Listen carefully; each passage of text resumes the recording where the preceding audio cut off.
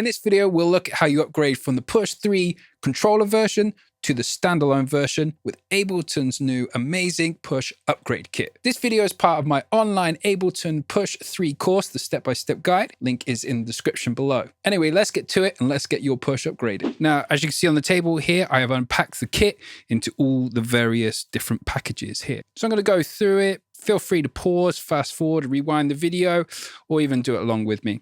Let's get started. So first things first, let's look at using this mat. This mat will keep it all clean and tidy so we can put our Push on top of here and we're not having to put it on any sticky surfaces or dirty surfaces like that. Let's extend it out and then let's get our Push out as well. So there's the Push already nicely to be upgraded. Now, first thing to mention is make sure your Push is disconnected from the power. We don't want any nasty electric shock. So make sure it's completely unplugged from the back here. Now we're going to turn it over and start unscrewing some screws. So there we go. So now we're going to go to our packages again, and there should be a box that says tools like that. So inside here is all the tools you need. So you just need to undo it here, and then we've got our screwdriver here. We've got some backplate filter, processor screws, battery screws, and our heat shrink screws. So let's just keep them safe to one side for now. Also, what we can do is we can use this compartment here to store the screws that we're going to unscrew now from the Push so we don't lose them. So annoying, isn't it? You put them on the side, boom, knock them all over, gone. So that ensures that doesn't happen, which is quite good thinking actually. So now we're going to unscrew all the screws around the edge of the Push. So one by one.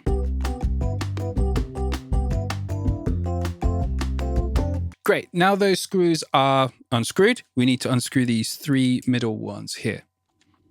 Make sure you keep these smaller ones separated from the big ones. You don't want to get them any confused, so put them at the other end of the box. Next, you're going to remove these little stops here covering up the screw holes, and let's put them in the box as well. So there's three of them. One is kind of just off left to center, one just next to this top left foot, and then one just to the right of it. There we go. Next, we're going to get the back plate lifter. We're going to use that to lift the back plate off the back. So open this little guy. You've got this little screw in there. And that's going in the top left-hand corner here. And we're just going to screw it in. And that's going to push the back plate away from the Push.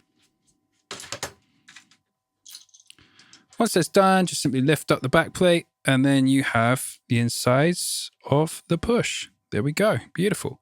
So let's put the back plate to one side. So first thing we're going to put in is the processor. So let's get that opened up and get that put in. So here's the processor. Careful, it's got two Wi-Fi antennas that we need to slot into certain places as well. So just be careful. They might be quite delicate. So let's get that opened up.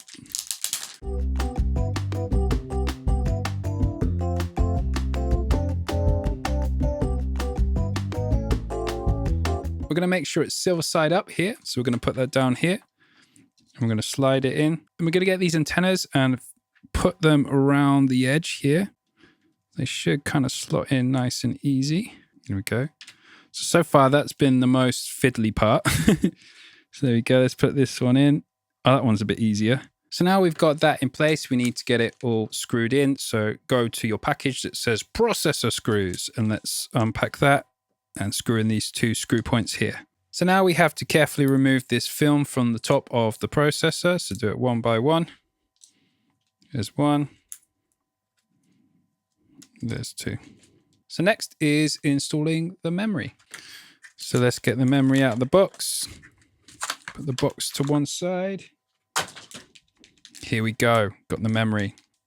So carefully open it up. Then carefully slot it in with the Ableton logo facing up. So it should go in at an angle like that. So now what we're going to do is there's a small little tab here that we're going to pull back with our hand until it goes down. There we go. And don't be scared of it cracking like that. You're not breaking the memory. Just make sure it's firmly locked in place like that. So I guess that's the scary part, the processor and the memory over. Now let's get this battery installed and we're nearly there. So first off, remove this little orange plastic bit.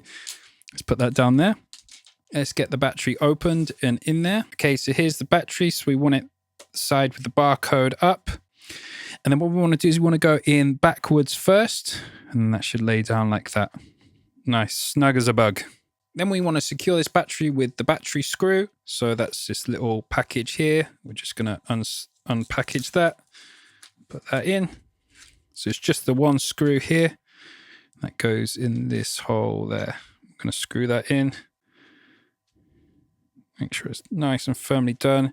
Just give it a little wiggle. Make sure it doesn't move anywhere. Nearly there. We just got to reattach the back plate. Then we've got to put on the heatsink as well. And now let's go around and do the outside of the push first. And then we'll do the 3 middle ones at the end.